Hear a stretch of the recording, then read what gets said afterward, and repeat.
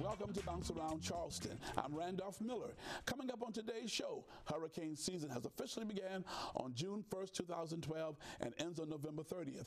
We'll speak with Live 5 News Chief Meteorologist Bill Walsh about what happens in the tropics to determine a hurricane. And we will also speak with experts about hurricane hazards and what you can do to protect yourself, your family, and your property. And you don't want to miss our talented musical guest. He plays classical, jazz, hip-hop, R&B, gospel, and more. He's an Apollo Theater winner, a highlighted performer on BET's 106 & Park, and has even been the opening act for the 2008 Obama presidential campaign and the Essence magazine Susan Taylor celebration hosted by Oprah Winfrey. We'll have violinist Daniel Davis to perform for us later in the show.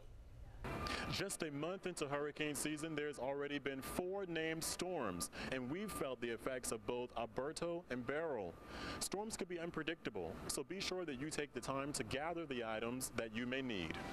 Propane tanks, grills are just some of the supplies that Home Depot sales associate Ray Blackwelder recommends for a hurricane supply kit. For $1,000, you could probably put something together.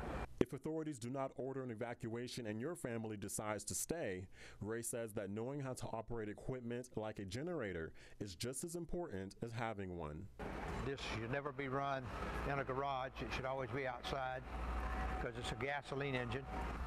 So there we've got coolers.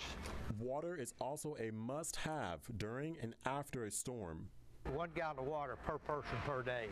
Customer Kevin Richardson likes to stock up on his supplies early. From January to about May, to slowly pick up things together. He says that it's easier on the wallet to get everything over a few months instead of all at once. Most of us tend to wait to the last minute. If you do, then that means there's probably going to be some things that you'd like to have or maybe need to have you're not going to find.